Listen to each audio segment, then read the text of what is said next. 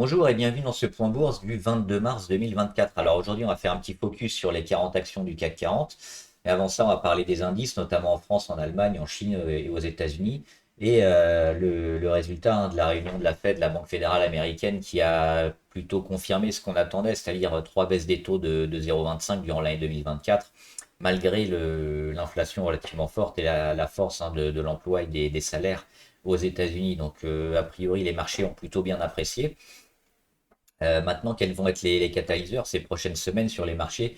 On n'aura pas trop de réunions de la Fed. Maintenant, ça va la remettre à plus tard. Les résultats également sont passés, hein, les résultats du premier trimestre 2024 pour la plupart des grandes entreprises sont passés. Donc, qu'est-ce qu'on peut avoir? Généralement, à cette période-là, on a les dividendes qui arrivent. Et les marchés, traditionnellement, hein, c'est une saisonnalité, ont tendance à consolider et un peu baisser. Alors, c'est pas une science exacte, ça se passe pas exactement comme ça tous les ans, mais on a de grandes chances quand même d'avoir régulièrement ce genre de baisse à ce stade-là. Généralement, c'est au mois de mai, donc c'est un peu tôt là, on est au mois de mars. On a encore tout le mois d'avril où peut-être on pourrait continuer de monter. Mais pour l'instant, oui, peut-être pas grand-chose qui vont booster les entreprises. Donc on va le voir au niveau du dos. Alors le dos aujourd'hui est à moins 0,5, hein, il est sur les 39 005. Et on le voit, il a cassé notamment sur la journée du 20 mars, hein, quand la Fed a fait son discours et donc a annoncé plutôt trois baisses de taux. Donc ça a aidé à nouveau les marchés, ça les a relancés. Euh, est-ce qu'on va, est-ce que ça va suffire à continuer un peu sur l'inertie, sur la hausse qui a été faite ces derniers temps avant une nouvelle conso? Pour l'instant, c'est le cas. Et la nouvelle est pas prête d'être vendue. Peut-être le jour où on va effectivement baisser les taux, ce serait peut-être vendu comme on le voit souvent sur les nouvelles, hein, qui sont vendues même quand elles sont bonnes. Ce sera peut-être le cas pour les baisses des taux aux États-Unis. Le Nasdaq toujours plus ou moins stable et toujours, on le voit, largement haussier, avec les gros, hein, qui font le gros de la capitalisation, notamment Nvidia dernièrement. Mais Apple va moins bien et Tesla aussi. Donc attention, hein, ça va pas certainement continuer de monter. Si Nvidia commence à se calmer, tout le reste va un peu se calmer également. Mais pour l'instant, ça reste haussier. En Chine, on avait fait le premier rebond. On l'a ici sur le Xtracker Harvest. On a fait un premier rebond et puis là on est en train un peu de digérer. Mais le plus dur, je pense, est passé en Chine, même si la reprise n'est pas au niveau de ce qu'on attendait. On est toujours plutôt favorable sur ce qui se passe en Chine dernièrement, même si on a moins de statistiques, hein. Les données sur la Chine sont un peu moins nombreuses ces dernières semaines. C'est un peu plus opaque. Enfin, le DAX. Le DAX toujours aussi avec son petit gap ici entre le 21 et le 22 février. C'est comme la plupart des marchés. Pour le moment, c'est haussier. C'est sur des niveaux très hauts. Beaucoup de volume, mais c'est vendredi, hein. Comme d'habitude, les vendredis, c'est toujours plus chargé. Rien à faire, rien à dire pour le moment, hein. On reste haussier sur le DAX pour le moment. Et enfin, le CAC 40, très légère baisse, hein, moins 0,3. Ça reste également haussier, hein, tant qu'on ne revient pas sur les 7 980 environ, hein, autour des 8 000, qu'on casse pas les 8 000 à la baisse. Pour le moment, on est toujours haussier sur le CAC. Mais attention, on a éventuellement cette petite oblique ici sur le RSI qui était cassé en début de semaine, qui peut indiquer un peu la fin, hein, la fin de la hausse un peu énorme, parce qu'elle date depuis le 17 janvier, hein. On est en surachat depuis un moment sur le CAC 40 et que ça va forcément se calmer un jour. Donc c'est peut-être une première alerte. Alors après, il faut pas voir ce qu'on veut voir forcément, il faut attendre la confirmation et la confirmation, on l'aura certainement autour des 8000, 8100 peut-être même avant, hein, cette zone-là, si on commence à casser à la baisse, peut-être la conso, mais pour l'instant, rien de pertinent sur le CAC 40 qui reste haussier. Allez, on va regarder les actions. Et donc Accor, hein, ça fait une semaine qu'ils sont sur le CAC 40. Alors moi j'aime bien Accor parce qu'avec les Jeux Olympiques qui vont arriver, Ils sont plutôt bien placés. Ils refont une entrée au CAC 40 aussi, c'est plutôt favorable quand on connaît les perspectives, hein, notamment. Ils ont pas rentré par hasard. Et puis, il y a une hausse continue depuis le mois de janvier 2023. Donc, ça fait plus d'un an que le cours n'arrête pas de monter. Et on est revenu sur le plus haut de décembre 2019. Donc, ça fait un moment. Et on l'a finalement cassé. Et on voit, on continue. Donc, sur le moyen terme, je pense que à horizon été et même automne 2024, on aura des chances d'avoir accord beaucoup plus haut et certainement à viser les 46, voire les 50 même. Ce serait pas fou, hein. Maintenant, dans le court terme, la progression elle a été importante. Si on veut rentrer maintenant, il faudra s'attendre soit à accepter de la moins-value, soit à renforcer sur des rebonds. Air Liquide. Petite alerte sur Air Liquide parce que ça fait un moment qu'il était en surachat. Là, il commence peut-être enfin à entamer son cycle de consolidation, même si Air Liquide, on est toujours favorable et haussier, hein, sur le long terme, évidemment. Mais là, il y a un gros gap qui s'est fait, qui n'a pas été comblé. On y reviendra peut-être. Il faut attendre la fin de conso si elle a lieu. Pour l'instant, on a aujourd'hui une première étape, hein. On casse enfin la moyenne à 20 depuis un moment. On n'était pas tombé en dessous. Donc, on va peut-être enfin aller un peu plus bas et voir ce qui se passe et voir combien de temps ça va durer. C'est ça qui va nous donner aussi la force, hein, si on tombe rapidement ou pas, ou si on met du temps avant d'être acheté. Donc peut-être un début de consolidation qui va se mettre en place sur Air Liquide. Airbus, alors Airbus c'est toujours magnifique, c'est toujours haussier. Ça ne fait que monter. Le carnet de commandes aussi est plein pour plusieurs années sur Airbus. Ils ont même, ils sont en train d'essayer d'augmenter leur capacité de production pour répondre à la demande, essayer de diminuer les temps de construction des avions parce que certains ne vont pas chez Airbus parce que le délai de commande, le délai de livraison est trop important. Donc, et c'est un peu le souci actuellement. Mais oui, l'action a beaucoup, la valeur a beaucoup de commandes en cours et une grosse visibilité. Donc ça, c'est plutôt favorable. Ou également à moyen et long terme, à court terme, la hausse également est importante. On se retrouve très haut au niveau RSI et au niveau MACD. C'est pour ça que si on veut rentrer maintenant, c'est plutôt comme sur les grosses tendances à chaque fois qui sont comme ça qu'on veut essayer de prendre et de pas louper. S'il y a un début de conso, il faut plutôt partir. Alors on ne sait jamais à quel moment on est. Donc si on veut rentrer, on a le droit de rentrer sur les grosses montées comme ça. Ça dépend ce qu'on joue. Si on joue le moyen long terme, même s'il y a une conso, on touche pas, on reste. Par contre, si on veut jouer le court terme et qu'il y a un début de conso, il faudra partir, quitte à y revenir après. Et c'est pour ça qu'au niveau court terme, là, c'est pas le meilleur moment. On pourrait éventuellement revenir ici, hein, avec peut-être comme ça un début de retour. Et puis ici, sur les 153,50 environ ou sur les 150 euros, c'est une zone qui sera peut-être bien achetée. C'est pour ça que l'acheter maintenant, c'est peut-être pas forcément la bonne chose à court terme. ArcelorMittal. Alors ArcelorMittal qui sont en train de monter au capital de Vallourec, je crois que c'est déjà fait. Euh, et ça, c'est super intéressant parce qu'ils peuvent aussi faire une OPA sur Vallourec. C'est-à-dire que Vallourec peut avoir un prix qui peut exploser ces prochains jours s'il y a une OPA faite d'ArcelorMittal. Ce qui va encore complexifier la tâche des shorters qui sont toujours dessus, hein, qui s'accrochent. Je ne vois pas trop leur stratégie, mais pour l'instant, ils ont tout faux. Alors, on va toucher du bois parce que peut toujours avoir une catastrophe arriver, mais sur Vallourec, on est toujours très favorable. Arcelor, qui pourrait avoir, alors pour eux, ça sera moins important que pour Vallourec, forcément, mais si on regarde juste le graphe, c'est assez neutre sur Arcelor. On a ce double échec sur les 28, les 26, pardon. Double échec sur les 26, 26, 50. On a le support autour des 23, 23, 50. Attendre la fin de travail, un peu de construction, mais pour le moment, c'est difficile d'avoir une vision plutôt claire. On a quand même cette phase ici de baisse entre le mois de mars et le mois de novembre, duquel on est sorti par le haut et qu'on a racheté sur les 23,50. Donc a priori plutôt positif. Si on tient les 23,50, on peut espérer recasser fortement à la hausse. Mais là, toute cette zone de travail, c'est à observer.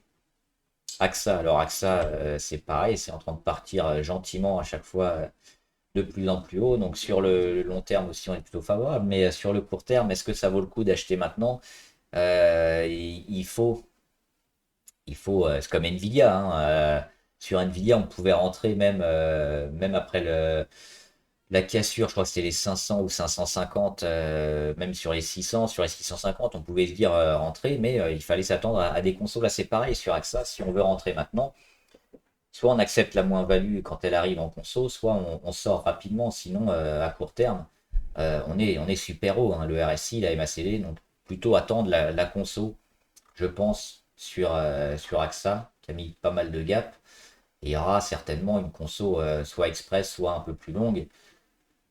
Donc je pense que c'est pas le meilleur moment pour rentrer actuellement sur l'assureur BNP Paribas. J'ai fait une vidéo sur BNP Paribas que vous pouvez retrouver sur la chaîne.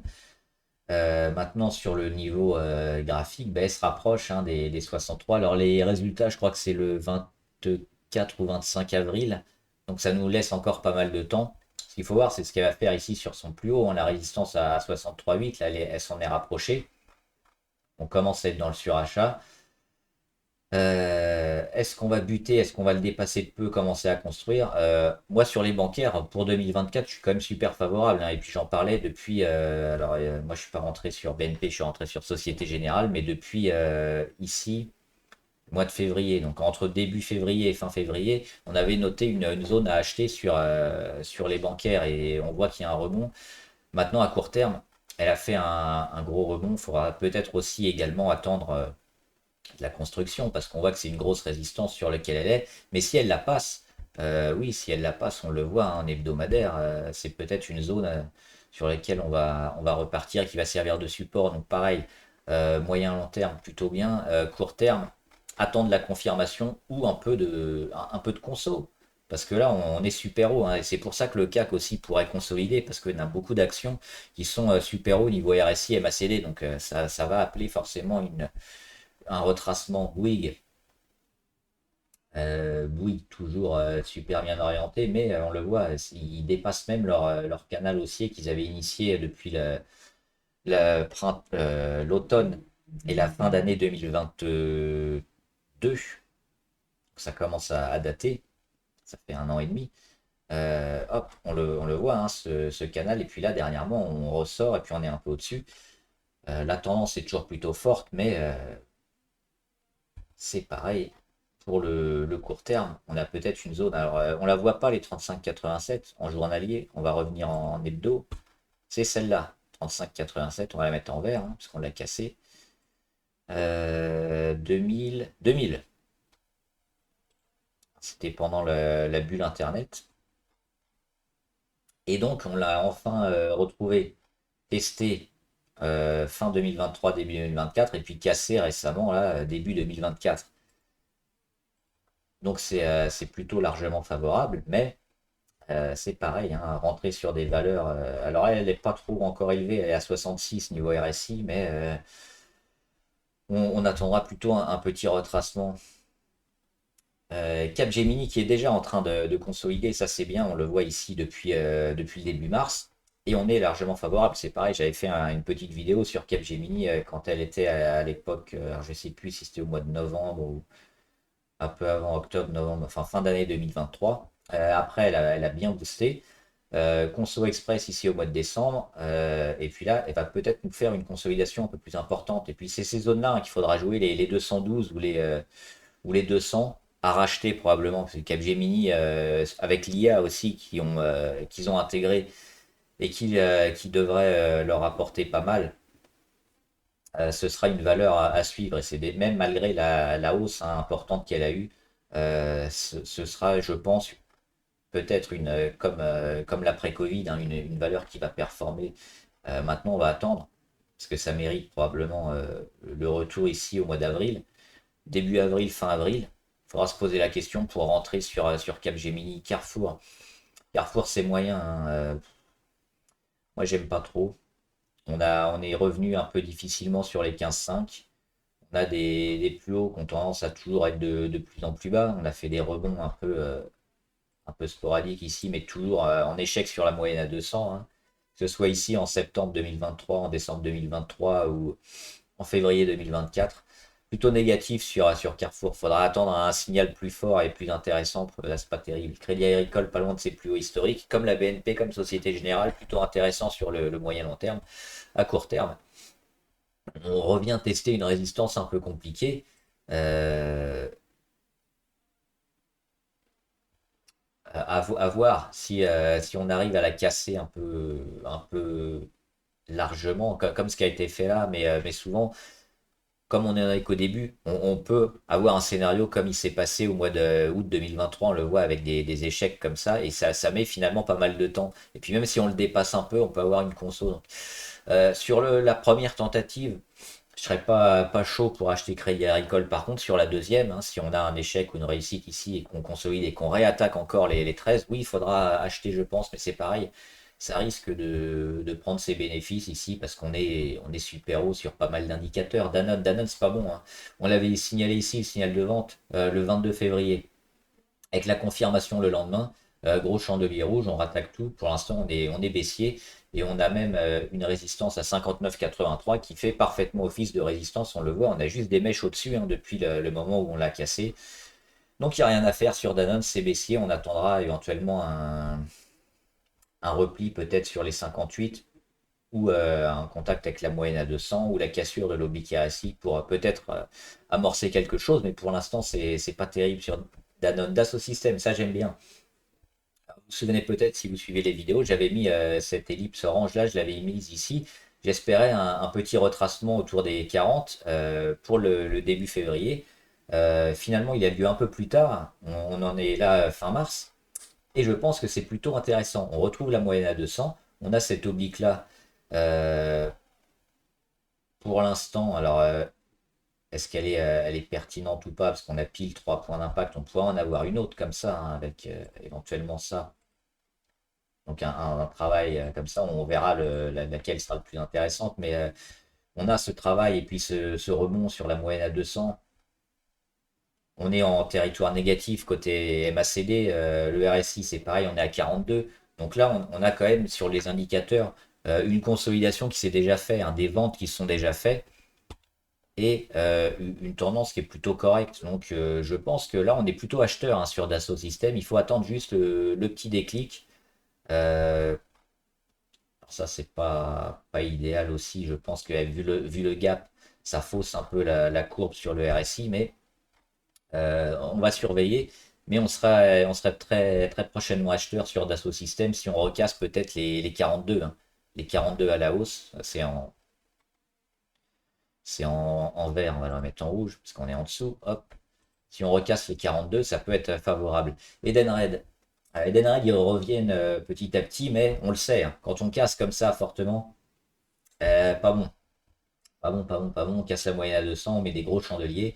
Il y avait des problèmes de fraude en Italie. C'est risqué. Alors oui, on peut toujours faire des pourcentages intéressants, mais on peut aussi se manger encore d'autres sanctions.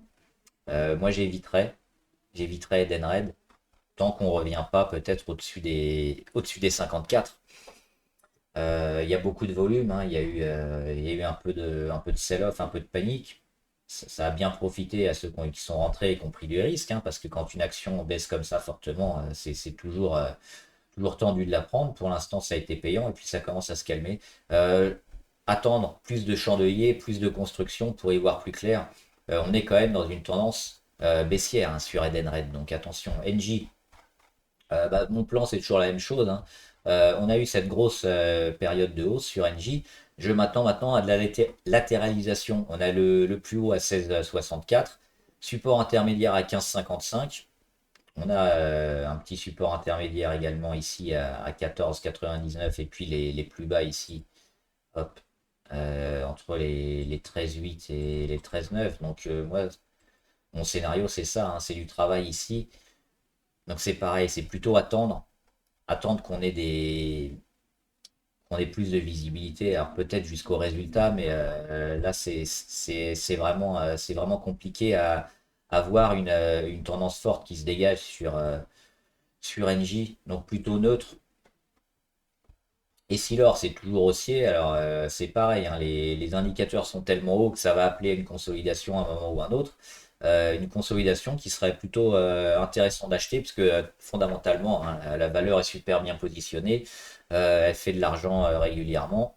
On surveille la conso. Pour l'instant, on n'en est pas loin. On va peut-être enfin acter dans la semaine prochaine un début de conso, c'est ce que j'avais noté ici qui risque d'arriver un peu plus tard, mais à acheter, donc à attendre aussi la fin de, ou le début déjà, le début de conso, puis la fin de conso, et puis quand cette consolidation sera terminée, à racheter. Mais là, la MACD est super haute, le RSI sur achat, non, on n'achète pas normalement ici. Eurofin, ça commence à être intéressant Eurofin, mais on le voit, hein, le graphe catastrophique. On a fait plusieurs tentatives de rebond, des échecs à chaque fois sur la moyenne à 200. Je vous les ai mis sur les petits carrés bleus. Et puis là, la moyenne à 200, on commence à être au-dessus. On commence à retravailler, on met des mèches basses. On a l'impression que la baisse, elle est terminée sur Eurofin. Maintenant, on va pas remonter en V directement, on va retravailler. Ça risque de prendre du temps, c'est ça qui est un peu pénible. Mais on aura certainement des signaux favorables. Et puis le signal des 59, si on le recasse, parce qu'on voit que les 59, on l'a tenté, mais pour l'instant, il fait échec. Mais si on recasse les 59, hein, comme ça, hop, moi je pense qu'on aura le début d'un retournement sur Eurofin. Ça reste fragile, mais c'est à surveiller pour probablement le mois d'avril. Hermès. Hermès, c'est la valeur du luxe qui a la cote, hein. Elle n'a pas dépassé en capitalisation LVMH, mais elle a dépassé ses plus hauts. On le voit, ça n'arrête pas de monter sur Hermès. Toujours haussier, comme le CAC. On sait, le CAC très fortement pondéré sur le luxe. Le début de conso plutôt à plat, même en continuation haussière, donc pas de signe de faiblesse. On rebondit sur la moyenne à 20. Il faut attendre. Il faut attendre. Et moi j'aimerais bien, ouais, c'est ce niveau-là, hein, des 2240 ou un niveau autour des 2160 peut-être. Ça pourrait s'acheter parce que là on a ça en gros. Je vais le faire avec des flèches. On a cette première zone. Hop, hop, un retour ici, et puis après peut-être un retour par là, avant de repartir plus haut. Donc c'est cette construction qu'on va attendre. Pour l'instant, ça reste haussier, mais tous les indicateurs sont vachement hauts. Donc si on est dessus, très bien. Moi, je n'achèterai pas maintenant, mais je m'attendrai peut-être au mois d'avril également, hein, à nouveau à rentrer. Donc on surveille les moyennes les plus courtes. Kering. Kering, c'est mauvais, on le dit à chaque fois depuis qu'on fait les analyses ici depuis le mois de juillet, même avant, hein, c'est baissier sur Kering. Kering, c'est la moins forte des trois sur le luxe.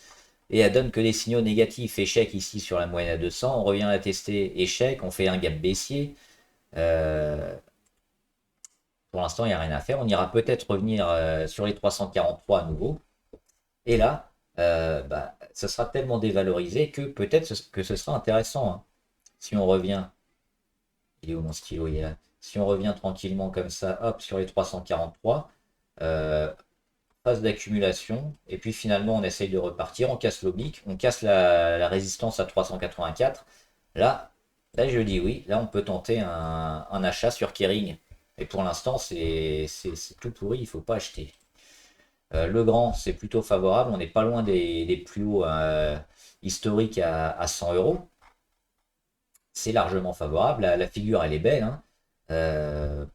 Il n'y a rien à faire à part rester. Moi, je suis dessus, hein, depuis ici, depuis le début février sur les 91. Je m'attends, l'objectif c'était ça, c'était d'aller taper des nouveaux plus hauts. Donc là, on n'en est pas loin. On devrait aller les taper. Et puis monter, continuer de monter, et puis surveiller les supports, mais ça devrait être consolidé et acheté plus tard, donc c'est pareil, hein, c'est plutôt largement favorable sur le moyen terme, le grand. Et pour sortir, on attendra certainement de casser au moins les 100, d'aller un peu au-dessus et puis de commencer à consolider. Et puis la force de la consolidation va nous aider. Si on voit qu'on commence à baisser trop, peut-être partir. Sinon, on reste parce que ça peut continuer un peu comme sur Publicis ou autre. L'Oréal. L'Oréal, elle est dans son range. J'ai un phase de volatilité qui risque de baisser, on le voit. Grosse résistance sur les 460. Et ensuite, c'est un peu en dessous, 456. Les plus hauts, 417. Dernièrement, 428. Donc c'est pas mal. C'est pas mal. Pourquoi? Parce que ça cadre le cours. Ça va cadrer un peu comme ça. Et puis le jour où on casse dans un sens ou dans l'autre, bah, on connaît probablement le sens. Donc là, ça demande encore de la construction. Ça se surveille. LVMH. L'échec sur sa résistance pas loin des 995 et elle n'a pas réussi à dépasser son plus haut historique. C'est la plus grosse pondération du CAC, hein, donc c'est elle qui fait un peu le CAC 40. Donc on l'a vu ici avec la mèche haute, hein, et puis derrière la confirmation. Donc là on est plutôt en mode je vais consolider sur LVMH. La question c'est où? Moi j'aime bien cette zone au-dessus des 755, peut-être les 780 par là. Si on y revient, peut-être là, hein, en termes de temps, il faudra peut-être la même chose. Donc c'est ça, hop. Donc fin avril, retrouver un LVMH sur ces niveaux-là, ça peut repartir fort. Donc c'est pareil, plutôt attendre. Si on est dessus, euh, peut-être pas. Si on joue le moyen long terme, c'est comme d'habitude, hein, il faut pas trop partir sur ces valeurs-là, mais à court terme, peut avoir une accélération de la baisse. On le voit, on est en consolidation et puis on a du mal un peu sur tous les indicateurs. Donc je verrais quand même plutôt la valeur soufflée Michelin. Bah, malheureusement, je suis parti un peu tard, un peu tôt sur Michelin parce que ça a continué de monter. C'est aller chercher le plus haut. Alors je ne sais pas si c'est le plus haut historique sur Michelin. À regarder. Oui, c'est le plus haut historique sur Michelin. Hop, on revient. Non, on revient là. Donc on a dépassé les 35, les 35,83. On les a dépassés de peu. Et puis là, on est en train de faire échec dessus. Alors peut-être que ça va être la zone de prise de bénéfice où le cours va baisser, où le cours va accumuler et où le cours va repartir parce que la tendance, elle est super bonne, elle est super forte, elle est excellente sur Michelin. Et on pourrait viser peut-être aussi une bonne année, mais pour le moment, ça me semble encore appelé à de la consolidation, peut-être ici, hein, sur les 33, et mettre un peu de temps, probablement. Donc, Orange. Alors, Orange, c'était inquiétant parce qu'elle a travaillé ici sa moyenne à 200, elle a cassé pendant 3 jours, et elle s'est remise au-dessus. Donc, on est toujours autour des 10,50, hein, on les tient plus ou moins. Mais on les enfonce un peu. La moyenne à 200, elle est enfoncée aussi. On n'arrive pas à faire des beaux rebonds, hein, parce que le premier rebond ici sur les 10,9, après, il y a plus grand-chose. Il faut le surveiller, mais j'ai un petit biais négatif sur Orange. Je les verrais peut-être aller consolider sur les plus bas, peut-être vers les 9,8. Maintenant, ça reste assez peu neutre et pas forcément hyper volatile, mais à surveiller. Mais il y a un manque de force quand même chez Orange. Et puis ce triple échec sur les 11,40, ce travail de la moyenne à 200 qui est prête à lâcher, ça n'encourage pas à l'optimisme. Pernod Ricard, bah c'est fait. Le gap, il est comblé. C'est ce qu'on attendait, hein, sur Pernod Ricard. Il y avait de grandes chances d'aller le combler, celui-là, quand on voit le graphe qui est dégueulasse comme ça. C'est le genre de gap qu'on va combler. Donc ça, c'est fait. On peut l'enlever. On peut se concentrer sur, hop, on va enlever ça aussi, sur ce qu'elle va nous faire maintenant, c'est-à-dire à court terme, hop, probablement ça. Qu'est-ce qu'on fait dans cette zone-là? Est-ce qu'on arrive, euh, hop, est-ce qu'on revient taper une fois, on reprend appui sur le support et là on recasse. Ce sera le début. Mais pour moi, sur Pernod Ricard, le timing, il est lointain, il est plutôt au mois de juin ici. Je pense que ça va encore travailler pendant pas mal de temps. Il faudra repasser au-dessus des 154.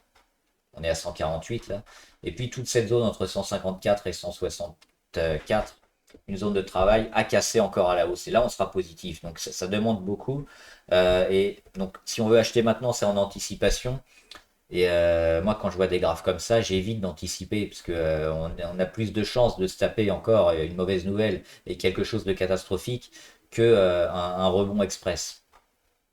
Donc attente et patience sur Pernod Ricard. Publicis, c'est toujours haussier, il n'y a rien à dire, rien à faire, c'est propre. Elle a fait une grosse hausse là, voilà noté. Hop, ici, on a fait 41% en 3 mois et demi. Ça veut dire qu'on a besoin de souffler. C'est exactement ce qui s'est passé avant. Grosse période de hausse, on latéralise. Grosse période de hausse, bah là, on s'attend à la latéralisation et à un range entre les 91 et les 98 probablement. Alors c'est pas sûr, elle peut peut-être continuer à monter ou descendre fortement, ce que je ne crois pas, mais moi je m'attends à de la construction, donc quelque chose de pas très intéressant, mais qui va cadrer encore le cours, qui va cadrer la valeur. Et quand elle va sortir, quand il va se passer quelque chose, bah, on aura probablement des niveaux intéressants parce que la valeur aura noté bien ces niveaux. Et puis peut-être quelque chose comme ça, hein.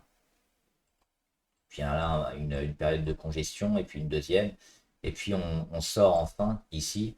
Et donc là, on va dire au mois de juin, ce sera un signal d'achat. Mais c'est beaucoup trop tôt. Et puis à mon avis, ça va durer un moment. Donc plutôt mode observation également sur Publicis Renault. Alors Renault, on en avait parlé ici, c'était largement positif, il fallait plutôt acheter. Et c'est ce qu'elle a fait, hein.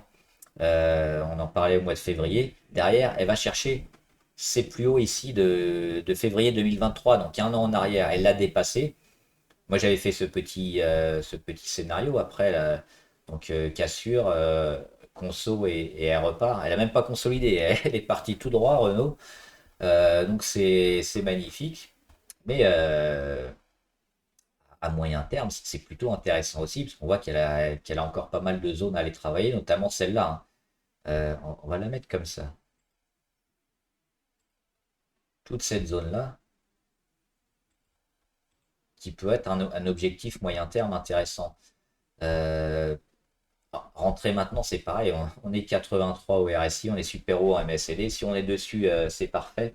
Moi, j'attendrai qu'elle se calme, mais ce qu'elle a fait là, qu'on a identifié, hein, durant l'année 2023, et ce signal ici haussier va être très positif et devrait nous apporter Renault dans notre carré bleu. Maintenant, à court terme, c'est comme la plupart des actions qu'on a vues, ça demande de souffler, ça demande de repartir, ça demande du temps, donc pas forcément d'investir maintenant, mais c'est une zone qu'on ira jouer probablement, donc on va attendre plus de construction et puis la prendre peut-être un peu en dessous. Safran, ça part bien. Et puis tout ce qui est un peu défense, hein, stratégique, ça a plutôt le vent en poupe. Et ces valeurs-là, on n'est pas sûr, enfin moi je suis pas sûr, c'est mon analyse, qu'elles consolident assez fortement. On est plutôt sur des consolidations à plat et repartir vers le haut. Ce gap-là, pas certain qu'on le comble, on verra. Donc toujours plutôt favorable. Mais c'est pareil, on est super haut, donc peut-être une période un peu calme. C'est quand même impressionnant ce qu'a fait Safran, hein, depuis ici, octobre 2023, hein, un prix 43%. À acheter Safran, peut-être sur les 200, si on a un retravail sur les 200 ou le comblage de gap me semble compliqué. On attendra, oui, plutôt une conso qui se mette en place. Mais à chaque fois, il donne des signaux quand même largement haussiers. Saint-Gobain. Alors Saint-Gobain, il y a ce chandelier-là. Moi, j'étais plutôt négatif sur Saint-Gobain depuis le 1er mars. Derrière, elle est en train de remonter et quasiment revenir au plus haut. C'est neutre sur Saint-Gobain et elle a donné quand même des signaux d'une belle réaction sur les 67,50. Mais moi, je m'attendais à une cassure. Elle l'a tenue. Donc tout ce qu'on a entre les 67,50 et les 73, bah, c'est peut-être de la construction. Et c'est cette sortie, cette congestion qui pourra nous intéresser. Donc là aussi, il faut plutôt observer et attendre, je pense, sur Saint-Gobain. Sanofi, Alors sur Sanofi, on va nettoyer. On est dans la zone qui est intéressante. Mais pour l'instant, on est toujours baissier sur Sanofi. On a ces échecs hein, sur la moyenne à 200, comme d'habitude. Hop, ici, un point d'impact, deux points d'impact. Là, on va se rapprocher du troisième. Le troisième, a priori, si on le casse pas franchement, il va nous emmener plus bas. Donc, on a deux scénarios. Hein. On revient ici, on touche l'oblique, on casse notre petit oblique ici sur nos plus bas, et ensuite on va bien plus bas. Donc c'est un scénario pour moi qui est le plus privilégié. Sinon, si on arrive enfin à casser, on ira certainement faire un échec sur la moyenne à 200 qui va arriver ici, et donc repartir vers le bas. Donc plutôt négatif quand même sur Sanofi à moyen terme. Schneider Electric, c'est intéressant parce qu'elle consolide également depuis le début mars et on voit ça consolide plutôt vers le haut. Donc gros signe de force sur Schneider. Les replis, on les attendra éventuellement. Et il y a cette grosse zone là, qui a été bien travaillée autour des 207 hein, qui pourra peut-être servir. Mais pour l'instant, ça reste haussier. Donc tant qu'on se maintient au-dessus de la moyenne à 20, il n'y a pas encore de signal de conso qui va se mettre en place. Donc on peut espérer toujours continuer à monter plus haut avec Schneider Electric. Société Générale, donc j'en avais déjà parlé hier, je crois que je l'avais fait, hein, avec cet objectif d'aller rechercher les 26,7, peut-être en deux fois, comme ça, avec un retour ici sur le support des 23,5, ou peut-être en une fois directement, on verra. Mais à moyen terme, je suis moi super favorable sur la Société Générale, hein, qui a fait graphiquement une super figure et qui est en train d'en sortir depuis la mi-mars ici. Donc on a la confirmation, les bancaires devraient bien performer hein, en 2024. On est en surachat, on peut espérer encore aller faire des belles séquences et de construire. Donc c'est toujours plutôt intéressant d'acheter maintenant, je pense, pour jouer le moyen terme. Et puis à court terme, s'il y a un repli, il faudra peut-être et probablement l'acheter pour aller jouer les 27 euros. Stellantis, impressionnante Stellantis, hein, elle ne veut pas consolider. Hop, on va oublier. Et elle est partie pour mettre. Elle est partie en torche là. Hop, elle est partie. Elle nous fait 39% en un mois et 22 jours. C'est incroyable hein, pour une action du CAC 40. En plus, pour une action d'un constructeur automobile, on n'a pas l'habitude d'avoir ça sur des constructeurs auto. C'est impressionnant. Donc là aussi, on dirait Nvidia presque. Donc bah, restez pour le moment, il y a rien à faire. Et puis le jour, pareil, où on a une conso, peut-être ici sur les 21,89, ce sera intéressant parce qu'on voit à chaque fois qu'elle part comme ça, qu'elle fait des grosses poussées, après, on a quand même des phases un peu de congestion ou de latéralisation qui se mettent en place avec des consos un peu fortes où on vient casser les premières moyennes avant de repartir.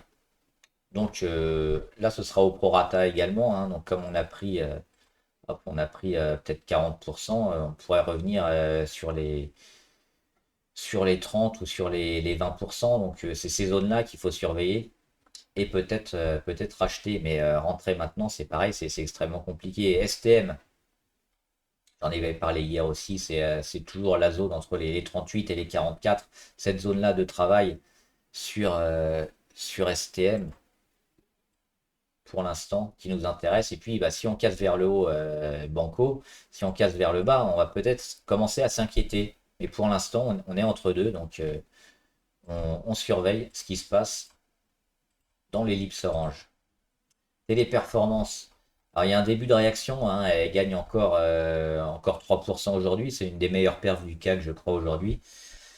Mais on n'a pas de nouvelles sur l'IA, on n'a pas des nouvelles sur les chiffres, sur l'intégration de l'IA, sur les concurrents qui sont déjà en avance. Ça fait beaucoup sur Téléperformance. Le marché l'a sanctionné, le marché n'a pas envie.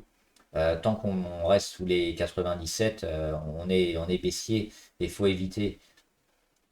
Ça va demander pas mal de temps aussi pour revenir. Alors ces dossiers-là, ouais, si on les prend tôt et que ça revient, on a potentiellement beaucoup à gagner. Hein. On le voit, on a 49% pour revenir à la journée d'annonce ici qui a créé le gap, donc c'est énorme. Mais les valeurs qui baissent comme ça d'un coup, elles sont très rares à repartir aussi fortement à la hausse, donc ça va demander du temps. Et moi, j'évite plutôt ce genre de valeurs. Thales, alors Thales très favorable, hein, on en avait parlé ici. Moi, j'avais fait ce petit dessin. Elle a consolidé un tout petit peu plus bas, mais elle n'a pas comblé le gap. Donc ça, c'est favorable. C'est un gap qu'on n'ira certainement pas combler avant un moment. Les 138. Donc on a les 140, 140,99 qui servent de support, qui ont servi de réaction et qui ont derrière qu'on relancé la machine. Donc c'est ce qu'on disait avec Safran, hein, sur Thales, tout ce qui est défense un peu Rheinmetall, mais qui ne sont pas au CAC 40. Ça devrait faire encore des belles performances en 2024. Donc Thales, oui, Dassault Systèmes, c'est pareil. Donc c'est des valeurs intéressantes. Là on voit en plus un pic de volume intéressant.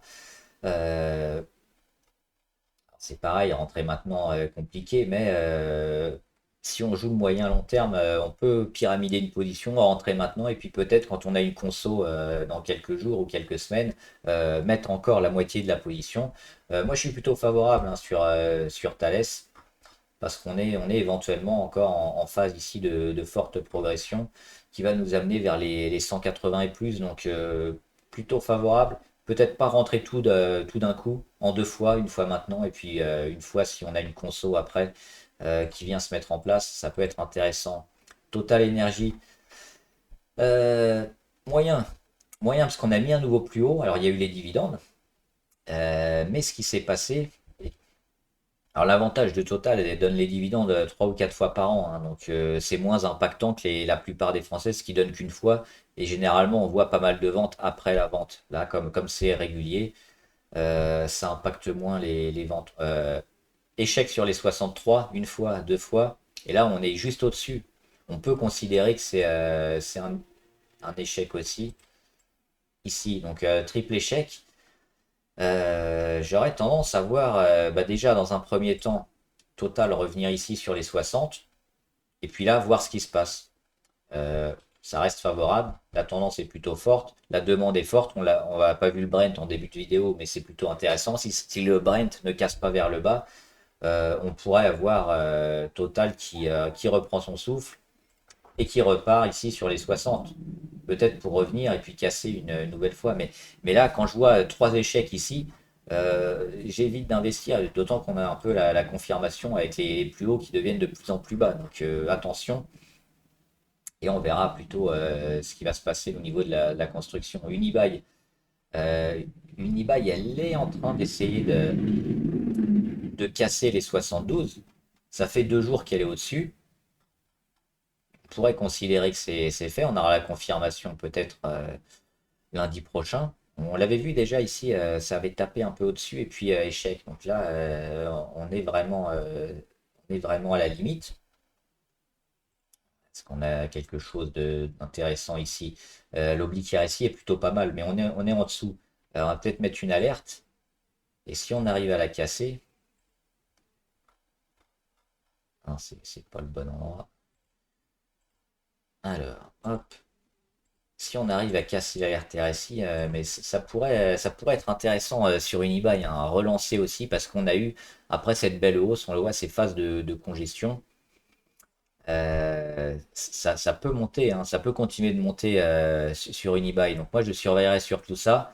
Et puis peut-être relancer une phase un peu folle en surachat, comme elle a connu à la fin d'année dernière.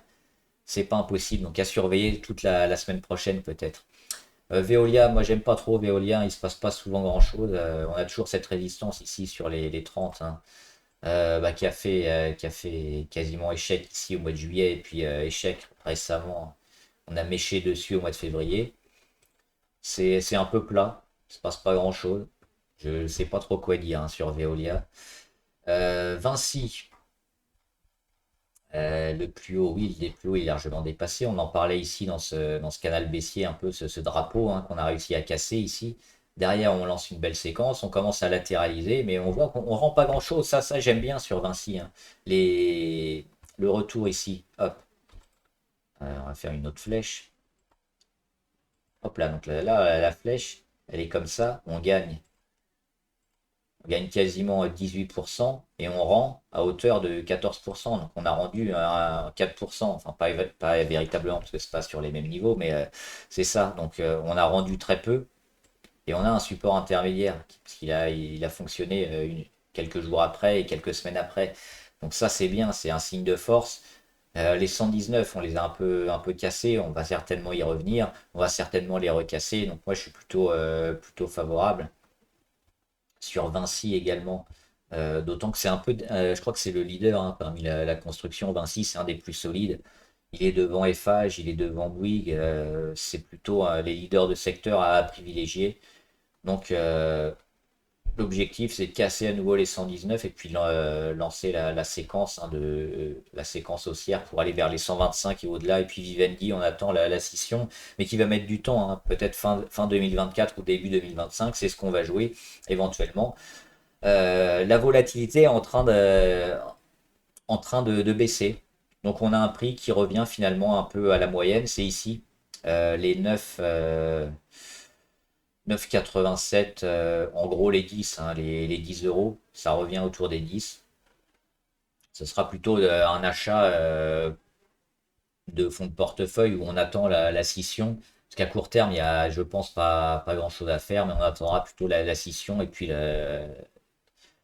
le fait d'avoir des nouvelles actions sur Vivendi. Voilà, on va faire vite fait les valeurs abonnées.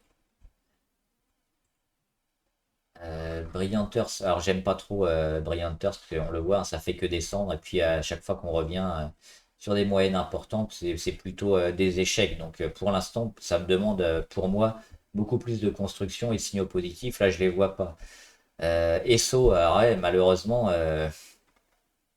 c'est ce que je disais dans la vidéo justement. Et on peut reprendre cet exemple-là qui est plutôt l'exception qui confirme la règle. C'est-à-dire que quand on veut rentrer sur des phases comme ça haussières très fortes, on peut, mais généralement, on a une conso qui arrive. Et là, c'est pas le cas. Le titre ne fait que monter, mais on est toujours resté haussier au-dessus de la moyenne à 20. Donc, vous pouvez rentrer tant que vous êtes au-dessus de la moyenne à 20. Et si vous la cassez à la baisse, vous sortez. Mais vous gardez l'objectif de trend following, c'est-à-dire de suivre une tendance haussière qui peut vous apporter des gros pics, comme ça s'est passé là. Donc toute cette période-là, on pouvait acheter éventuellement et espérer ce qui s'est passé ces 2 derniers jours. Donc une grosse poussée, on le voit, hein, ça fait plus 34% en 2 jours. Euh, mais c'est pas la norme. Ça, c'est l'exception. Mais c'est éventuellement ce qu'on vise quand on a des grosses poussées comme ça et rentrer en court terme quand on a raté le début, hein, le début de la cassure ici, c'est éventuellement les choses à tenter. Donc là, ça se passe bien. Il y a pas de plus haut, elle est en train de tout casser et ça, c'est impressionnant. Il faut la laisser avec des volumes encore monstrueux. Il faut la laisser monter. Moi, je mettrais peut-être les stops, hein, peut-être ici ou ici pour les prochains. Puis voilà. Rolls-Royce, on l'avait déjà fait, je crois, hein, donc c'est pareil. C'est un peu le même style avec le trend following, la moyenne à 20 qui sert à repartir.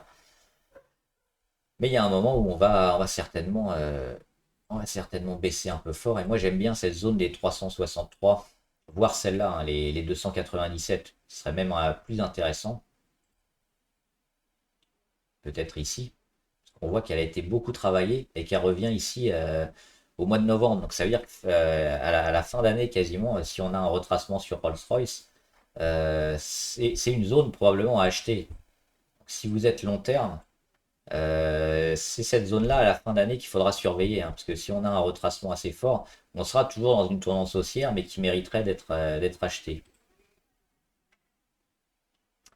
Siemens Energy, ouais, qui a fait des gros pics hein, depuis sa baisse. Et première résistance ici à 12 qu'elle a travaillé, qu'elle a cassé, et puis la deuxième ici sur la moyenne à 200, et puis depuis elle fait que monter. Elle a le gap ici à combler très haut, mais elle a une zone ici autour des 17 qui a servi souvent de support résistance, hein, qui pourrait être intéressante. Donc ouais, toujours favorable depuis les 12 et le petit gap ici, hein. Hop. Donc hop, favorable sur le moyen terme. Sur le court terme, on rachètera probablement pareil les consos, peut-être à ce niveau-là, hein, autour des 14,6. Il n'y aura peut-être pas de conso, donc c'est pareil, on peut jouer le trend following sur Siemens Energy, parce qu'on voit les deux derniers chandeliers, c'est très fort, très important. Ça met une grosse tendance acheteuse sur le titre. Mais on aura des zones compliquées à passer sur les 17. Donc c'est toujours l'objectif que vous avez à l'horizon de placement. Si vous êtes moyen long terme, on a des signaux forts qui nous disent acheter à terme de plusieurs mois, on sera haussier. À court terme, euh, il faut attendre peut-être un retour hors du surachat, parce que là, on est à 78. Les moyens. Et puis Swatech, bah, les semi-conducteurs qui déçoivent un peu, mais qui reviennent un peu sur leur plus bas, hein. Calares, c'est pareil. STM aussi, Swatech, on le voit, hein, c'est les plus bas. Et puis c'est des zones de rachat, des zones de défense. Donc, avant de vendre et d'être pessimiste, il faut attendre de voir ce que ça fait. Et généralement, ces zones-là, elles sont achetées. Donc, on va attendre et espérer, hop, une hausse. Et si c'est pas le cas, si on a un début de baisse, bah, ce sera probablement un sell-off sur pas mal de semi-conducteurs. Mais pour l'instant, on est dans ces zones qui méritent d'être achetées. On va voir ce que ça va être ces prochains jours. Voilà, j'espère que la vidéo vous a aidé, un peu longue, mais bah, vous avez tout le week-end pour la regarder. Euh, Si vous avez des questions, n'hésitez pas à les poser en commentaire. Les valeurs que vous voulez qu'on analyse, on les fera ici. Et puis l'action du lundi, hein, sur une autre vidéo, vous pouvez commenter pour lundi prochain. Bon trade, à plus!